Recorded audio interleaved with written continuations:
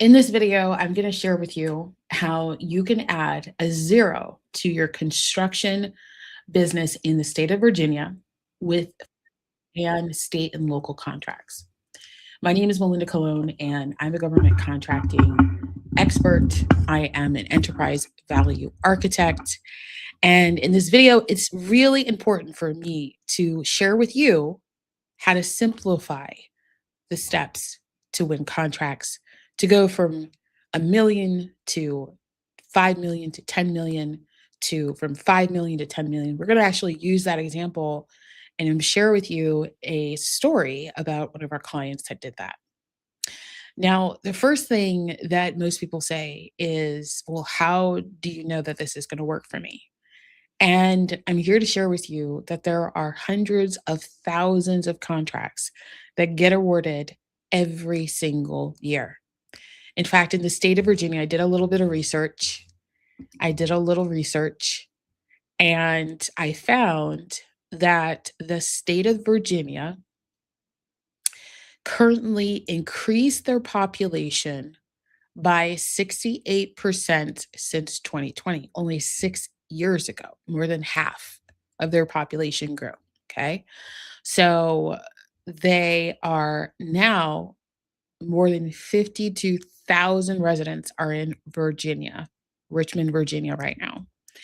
And it's growing. And why are people moving to Virginia? Well, there's many reasons, including healthcare, including higher paying jobs. And a lot of federal bases are there. There's a lot of opportunity for professionals there. And so it's a thriving community and just a state that's doing very well. And people are moving to it, not like Texas or Florida, but Virginia is a steadily growth state. So it's not big influx, it's steadily growing. What that means, though, is so are the contracts. They're steadily growing contracts. So anytime someone moves to a state, whatever state it may be, I want to make sure, okay, whatever state it may be, there is additional dollars that are being spent. So when people move from one state like California to Virginia, they're taking not only their kids, their wives, but they're also taking their businesses and their buying power. And those dollars mean so much to the government, like at the state and local government. This is how we pay taxes, right? They have dollars and that they spend.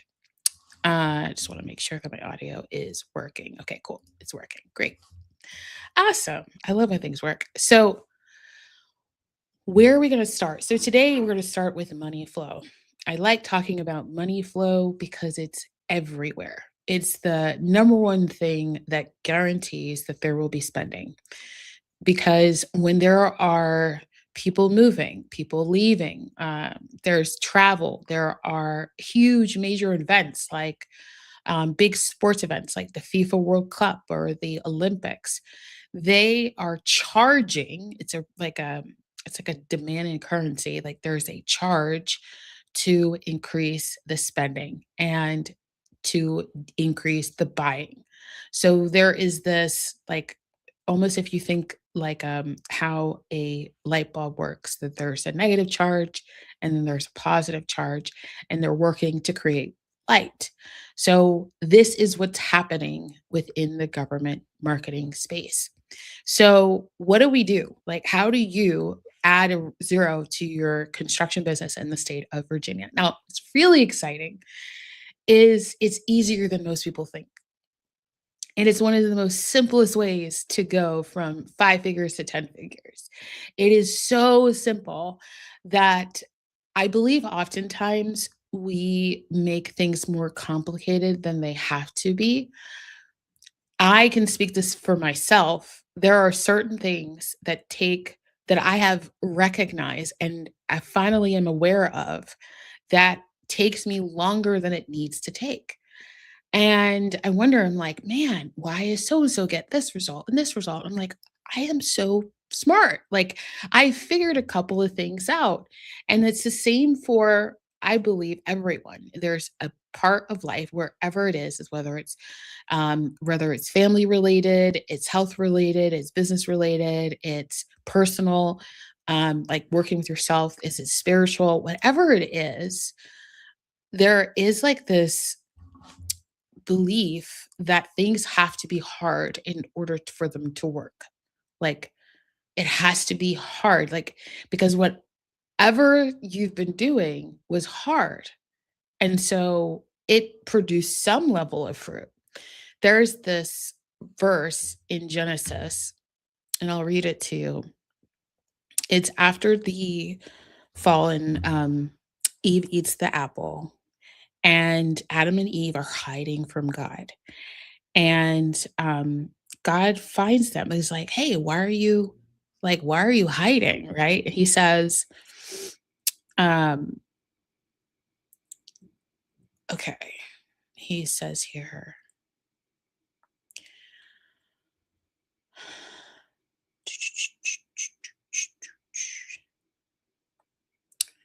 well, he says to the woman, "I'll multiply your childbearing pain." But he says to Adam, "You shall not eat of the tree." It says, "Because you have listened to the voice of your wife and have we eaten of the tree of which I commanded you, you shall not eat of it. Cursed is the ground because of you. In pain you shall eat of it all the days of your life. Thorns and thistles it shall bring forth for you, and you shall eat the plants of the field. By the sweat of your face," this is a part, "by the sweat of your face you shall eat bread till you return to the ground. For out of it you were taken, for you are dust, and dust you shall return." And people believe, because God said that, I believe that, like how scripture writes it, and the more you get into the word, you realize, if you're a believer, it's cool, totally cool. But if you're just reading the Bible just to read the Bible, the what God is saying is that this is just a consequence of you falling into sin. And it just is. So then that means that hard things are not intentional. It's like things that are hard are because fall into sin, and sin just means we're separated from God. Sin is like we just can't hear. Sin, like the true definition of sin, is just division. So we are just divided. We're separated from the vine. We're separated from God. And so things get hard. When you're connected to the source of all solutions, answers, all opportunities, all wealth, all wisdom, all everything that you've ever desired, and you're separated from it, now you're working with human effort. And later on, it says, there will be weeping and gnashing of the teeth. This, it's not that he is cursing, he's cursing the ground, but God is saying, this is a consequence of your sin. And so if you're thinking like, it's been so hard, Melinda, to get to this point in my business. It's so difficult to grow my business. I figured a couple of things out. Maybe you've really, your business grew really fast. And the consequence is stability. It's holding on, it's staying close to the vine while you're in growth. Because it's like, if you've ever seen the meme where like there's somebody sitting in the passenger seat, and it says, and the car is like going, like weaving through traffic, and it says like, "I'm with God, like drive, God is driving." God has the wheel. That is true. Like everything moves quicker because we're at ease, we're in alignment with him. And so why is this important when we're talking about government contracts? Then the first answer in your mind, and I'm going to break down the math in a minute, but the first answer in your mind to how do I win government contracts should not be tied to your personal abilities. Like, you're the owner, you're the operator, you're the founder, you're doing a lot of things. And if you say, I need to add this to what I currently do in my business, and it has to be me, I have to lead the charge, it won't work. If you say, let me just delegate it to someone who doesn't have experience, proof, or like doesn't have the capabilities, the experience to do this, it won't work. And it's not that you can't learn it.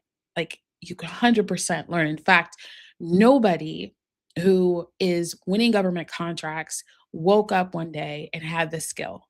They had to learn it the hard way. There was no class in college, high school that taught you government contracts. You had to figure it out. In fact, I believe it is like a hidden wealth access because everywhere we are surrounded by government speak, not just in the media. It's in movies, it's in TV.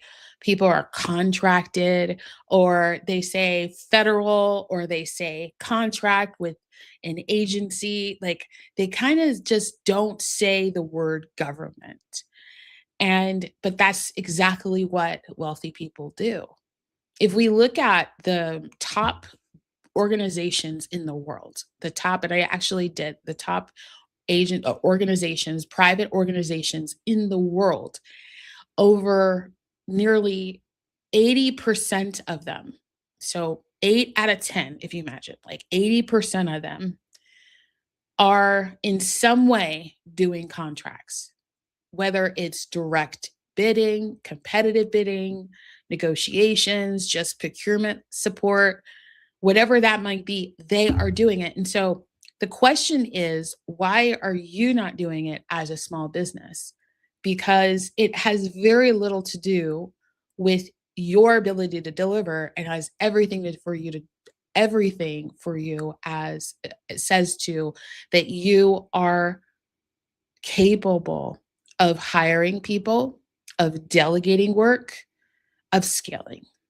It's an invitation to step into a higher level. It's the invitation you've been looking for. And you might have already started looking at contracts and already start thinking like, I want to get from 5 million to 10 million in my business. How do I do that? And you're thinking, I got to just do more. I got to do more ads. I got to do more speaking events. I got to write another book. I got to set up a funnel. I got to do, in your construction business, I got to go to more events, more networking, more referrals. I got to be present as many places as possible as the owner. And what happens is that sounds good and it sounds like a good answer to the problem.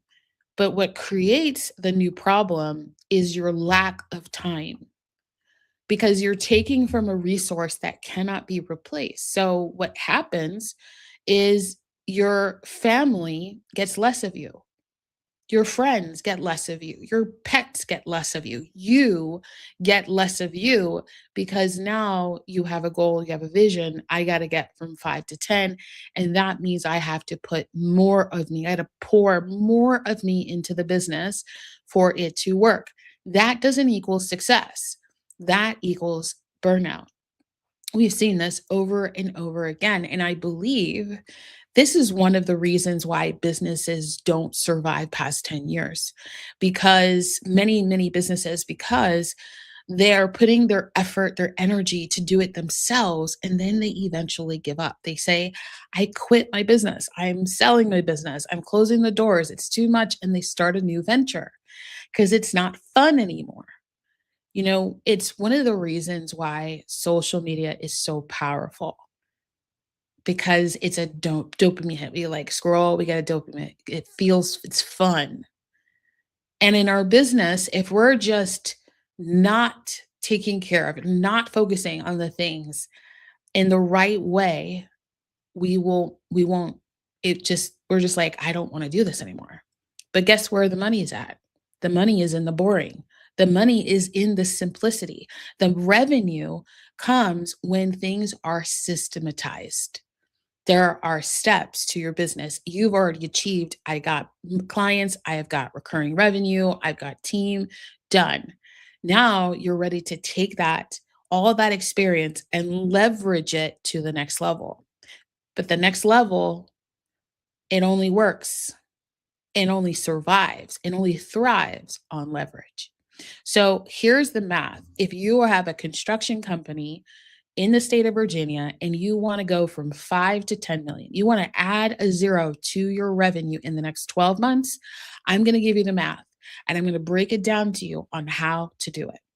So you're at 5 million in revenue. My question to you is, how did you get to 5 million revenue annually? Looking at the clients that you serve, you're going to look at the contract values that you contract or you're contracted for. So let me give you an example. If you are a construction management firm and you do a lot of office buildings, like, office renovations and exterior facade cleanings or, anything like that, and you look at your past experience in your business, you look at the client. What industry was your client in? What industry are they in?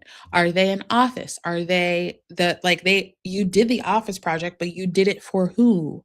Like, was it a sports company? Was it a healthcare company? Was it um, was it an engineering company, right? Like, you help with an engineering office. Was it a school? Like, whatever industry they're in, that's a very valuable data point. The second thing is the size of the contracts that you've been doing on the private side. One of our clients, she was doing a ton of private sector work. Her business has been around for over 10 years and a lot of hospitality, a lot of retail. And she really wanted to get into like consistently winning contracts. She won a library contract and she won a very, very small education contract. But she really wanted to get into contracts, but she didn't have experience that were comparable or similar to what the government was asking for.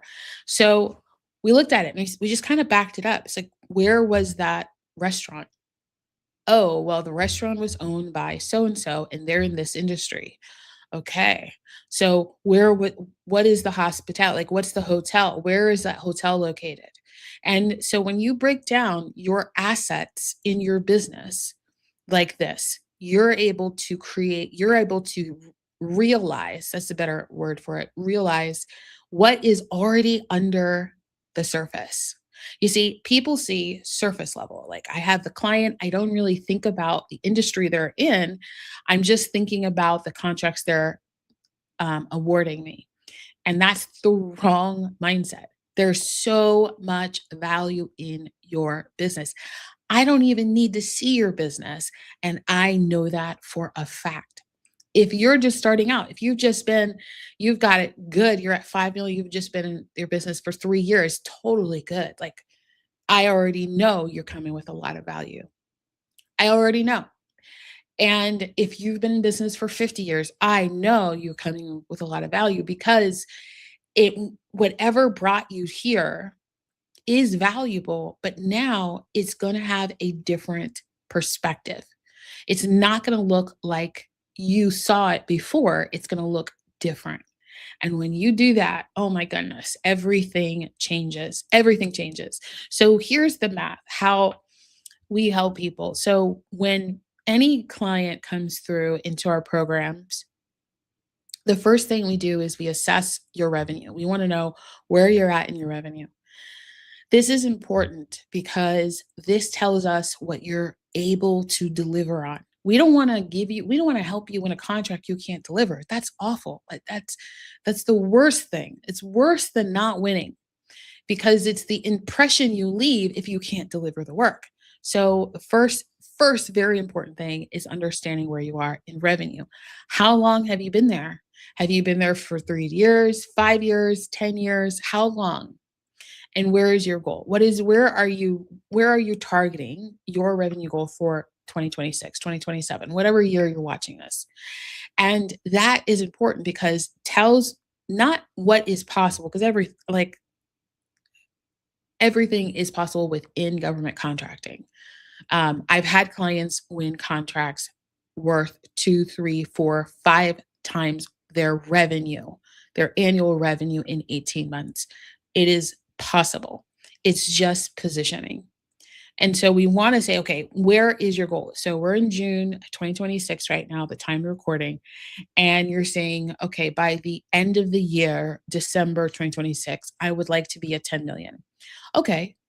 So the goal is in the next 5 to 6 months, what do we need to do? And it's very targeted, very focused plan. And it's not going on sam.gov and scrolling through. It's not submitting a bid to everything and anything about construction.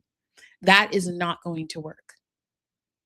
I've been in this thing for a long time. This used to be my corporate job. So now that I've been in my business, I've helped people win billions of dollars in contracts in my business. I guarantee it's not going to work because it's your energy and your focus is split amongst all opportunities instead of an impact. So what you have to do is look at the contracts that you've delivered. And then that helps you project where you need to focus your energy. One of our clients who's in Virginia, he is running a construction company and he does around 7 million a year. He had the goal originally to go from 2 million to 5 million in his business when he came to us. And he's currently in Hlaysy, I could never say that properly, Hlaysy, Virginia. And he does a majority of his work he does with the federal government. And there's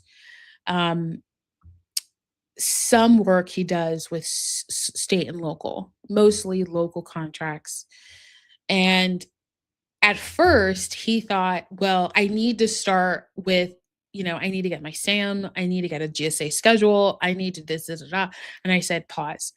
I said, the first thing is you need a vision. Like you need to know where you're targeting, like where are you attempting to go? And then as far as the contracts are concerned, they fit your vision. Like it's not the other way around. It's not, well, I'm going to fit my vision around the contract. The contract is going to fit around your vision. That is the fastest way to win. The strategy that you put in, the positioning that you put in, the pricing that you put in, the understanding your competitors is easier when you're not spread thin because you're not looking up 100 other competitors, you're looking up maybe like 20. And once you understand the 20 and you understand how different your company is, you're standing out. So this is what he did. He came to our program. He listened to what I was telling him what to do, and then he applied the information to his business. And when he did that, the same work that he is doing in the private sector is the exact same thing he started doing for the public sector. There was no difference. There was no change to his business operationally. The only change was he was getting contracts, building relationships, and exceeding his revenue goal, all because of a system, all because he simplified things. He wasn't looking for, let me bid on everything. It was intentional. We identified what opportunities, right fit for his business, way ahead of them ever showing up in the portal. And because he had that information months, like 6 months, 8 months ahead of time, he was able to start to get the right registrations, to select the right NAICS codes, because they were all based off that information. And that is the change. Did he need a certification? Majority of the work he didn't. There was one contract with a federal agency that he leveraged a certification to win the contract. That was it. And that's the thing. It's just, these are tools. Like your certification is a tool. SAM registration is a tool. Your local state registration is a tool. All of these things are tools, but they're not the only way to win.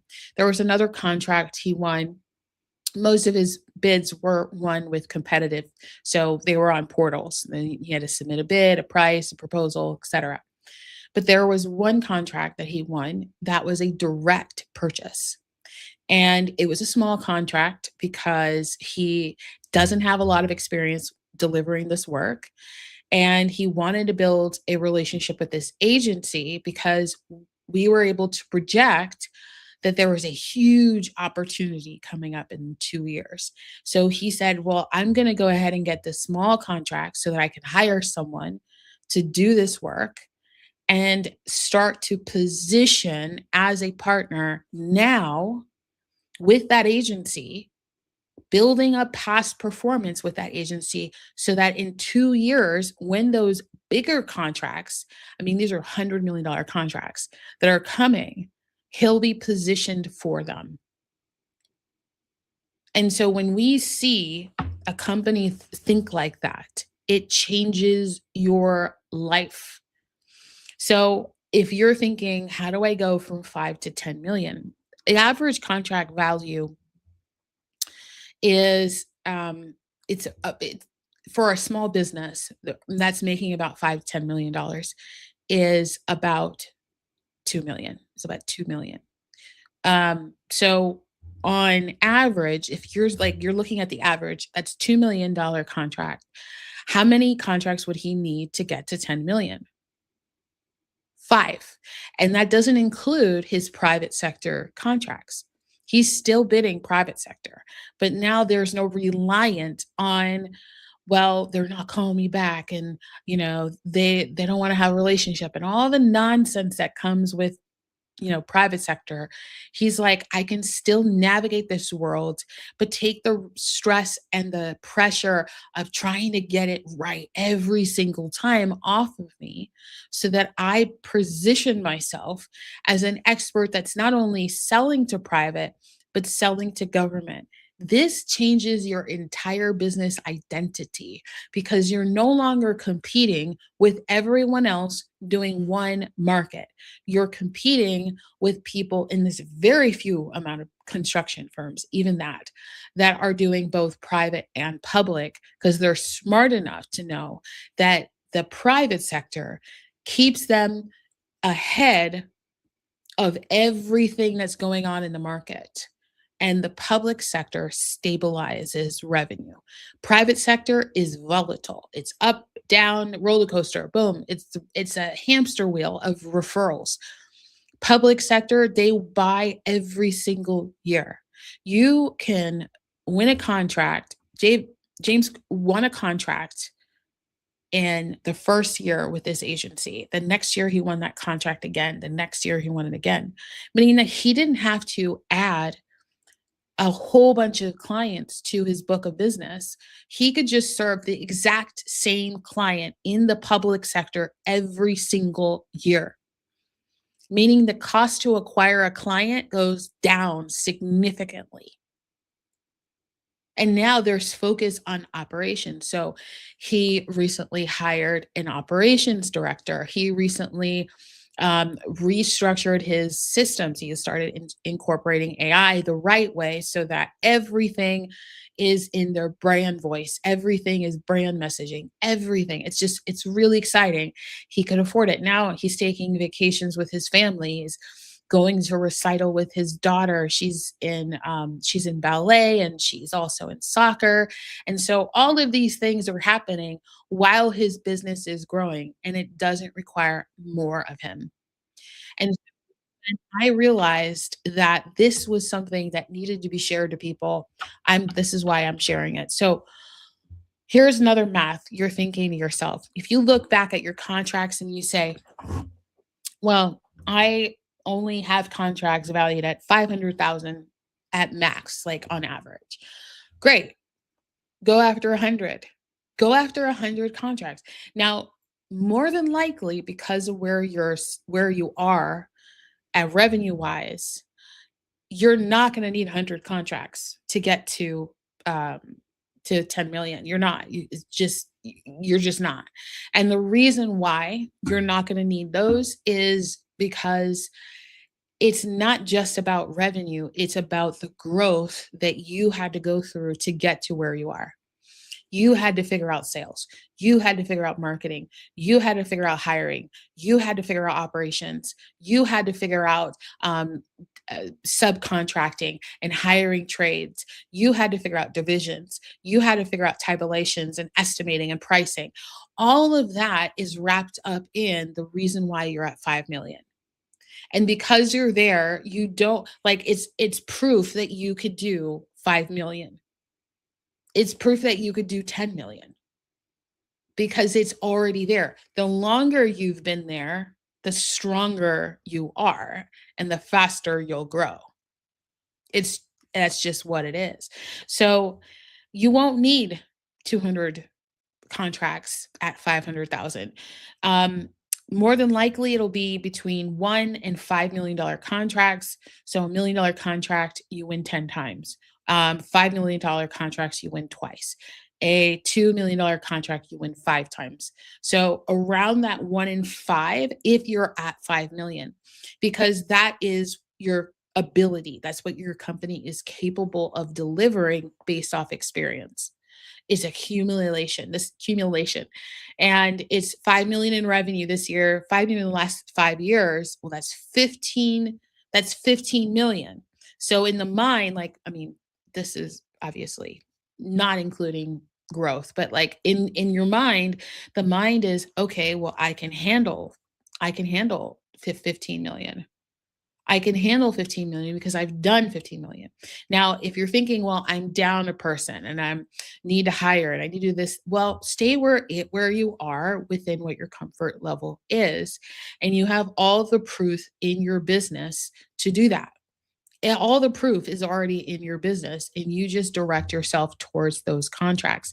In terms of strategies, like I shared, how we help James with a specific strategy to position himself as a partner for a contract 2 years from now, that comes with that comes with time. Like you just start to get to know this information, you start paying attention to the signals that are in the public space, media. You just start hearing this stuff, and then you just start applying it, and it's a pretty beautiful thing. Is it complicated? It's not complicated. It's not complicated. Most of our clients that go through our programs, they say, man, I wish I would have done this sooner.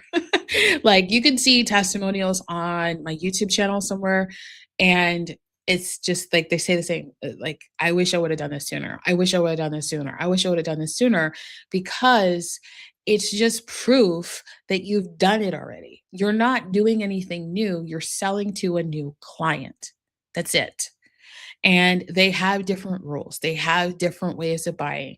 And that's where you hire a strategist to help you with that. So then the last thing that I'm going to share with you is some opportunities that are specific to Virginia for construction businesses that are generating 5 million or more. So there's a lot. Now, what I said earlier is that there is this, this consistent growth, right? It's not big ebbs and flows. It's pretty gradual. It is slow and it's continuing to grow. Huge agencies that are awarding contracts to small businesses, 8A, WSB, SDVOSBs, and hub zone contractors are based off of PDS or family research is agencies are obviously federal, hugely. It's mostly federal in the state of Virginia. And then there are state and local contracts. So these are agencies that are buying right now your construction services. Industries that are buying construction services right now include cybersecurity, AI, data centers, defense modernization. So shipbuilding, workforce development, transportation, like the Virginia Department of Transportation, the Expressway, things like that, staffing, healthcare staffing, engineering, and infrastructure. So your construction company has so much opportunity, not including schools, right? When you have more people living there, there's more constraints in the classroom, then they grow the school, or they add more classrooms. Like there's all that, um, and all services that are going to support that. So this is going to be skilled trades. This is going to be workforce development. This is going to be, and these are facilities that need renovation. They need additions and expansions. They need fit ups. They might need fencing. They need sidewalks. They need parking repairs. They need all of that within construction, right? Because when there's more people, they have to make adjustments. Huge part of just happening across the United States is the FAA program that was budgeted out for every airport across the country. So every airport has been given grant dollars to do improvements to their security and their safety protocols and systems. So that's a huge opportunity. Like you think about it, there's money that is flowing. And so that means that this is the demand. Money is the demand. And there's a smaller amount of suppliers that have the solution. So that means that all of this demand is going to this small pocket of suppliers. This is a huge opportunity for your business because not everybody can do everything. You get to really stand out from everyone else. In budgeting, now, as far as spending in the state of Virginia, in 2020, they were spending $67 billion. Sounds like a lot. It's a small amount. It's really small. But it recently increased for this fiscal year, 2026, which is like nearly over for the federal government. We're just 4 months away from it, 3 months away from being it over. And that's $90 billion. That's a 23%, sorry, a 30, no, why did it say 34% increase? It is a 23% increase in 6 years. That is a huge jump. Like if you think about it, that's a huge jump. So what does this mean? You need to really start positioning right now. So the first thing that you want to do is first look at your capabilities. What have you already done? Who did you do it for? What industry are they in? Then take that information and create a very specific hit list forecast plan that only targets agencies that are buying what you sell in the way you sell it. So the size of the contract, the scope of work of the contract, all that specifics. Okay. And you're going to start bidding those contracts. You're going to get registered at that point. You'll know exactly who you need to register. You'll know exactly what the NICS codes you need. You'll know exactly what the NGIP codes you need for state and local. You'll know exactly what certifications you need, what programs you need to be a part of. All of that will be figured out. And that way, if your plan is to do a GSA schedule, get on a GSA schedule, totally fine. But that takes months. So we can go ahead and go that route. But if it's not going to produce anything for a while, stay focused on the thing that will produce right now while you're getting all that information, your ducks in a row for the schedule, because that takes time. So this is a way to look at it. You think that it's going to take a while for you to win a contract.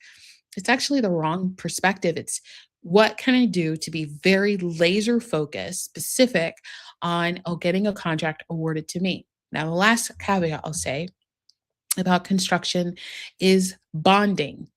This is one of the biggest hiccups that contractors have is around financial bonding, insurance bonding. And here's the thing. This has nothing to do with an agency. This has everything to do with your ability. So bid within your ability. If your bonding capacity is not where you want it to be or needs to be, work on that. while you're building relationships with agencies, while you're going to the pre-bids, while you're going to job site visits. Do those things still, even if you can't bid on that contract because of bonding. Because bonding is it's out of their control, it's out of my control. It's your ability to deliver the work. And if that is going to be something that slows you down, work on it aggressively while winning contracts. These are direct contracts you can win from the agencies that you can start working on that don't require the higher bonding limits because they're smaller contracts. That's okay. That's okay. That still builds relationship. That still gets you out there. That still puts you in the right positioning.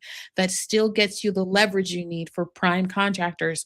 That still does everything we're talking about, except for competing.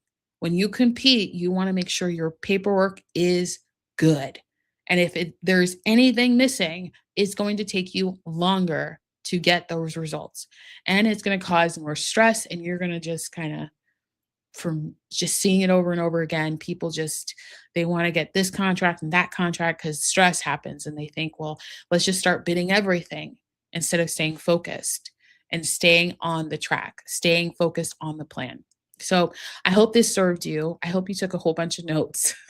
I hope this gave you some clarity. I hope this really just intentionally um, offered you some insight on what's happening in the state of Virginia.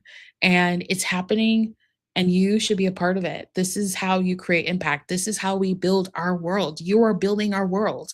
And I want to make sure the people that are building our world are intentionally they're intentional, they're integrous, they're focused on just doing good work. So we have good, beautiful buildings, communities, structures, parks, everything. Then our world just gets better and better because of you. So, guys, I will end this episode and I will see you tomorrow.